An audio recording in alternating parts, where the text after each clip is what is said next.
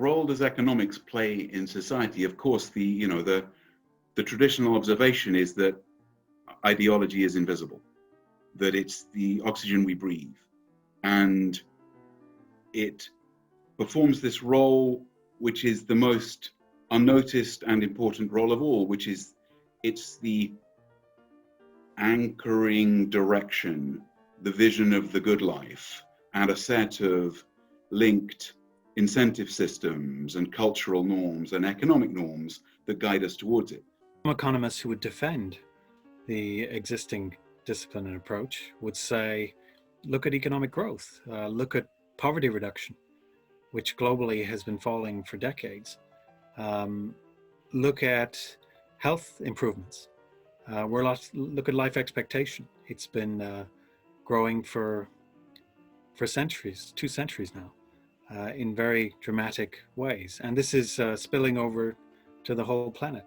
So obviously something's gone well. I think much of economics does indeed serve a common good and does help society in the sense that it provides conceptual frameworks and data and empirical analysis to look at real world phenomena, to understand real world phenomena better.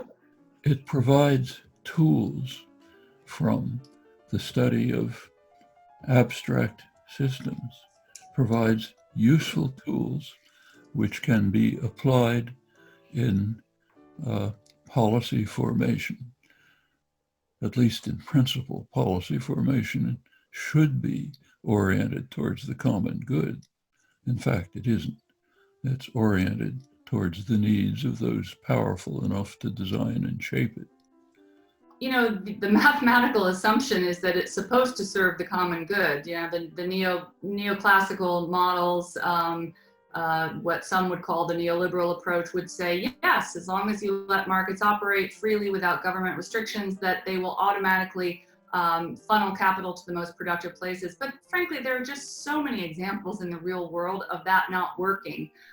Of itself, if we leave people as far as possible to their own devices, then we will automatically get into a situation which is satisfactory for society. And that's the myth on which we built our whole, not just economic, but political system.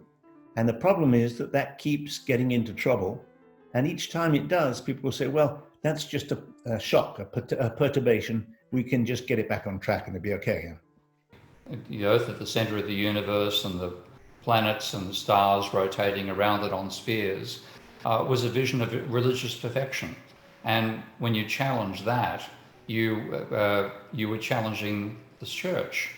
And in economics, the same ideological element has driven the model that people have built without them really being conscious even that there is an ideology there.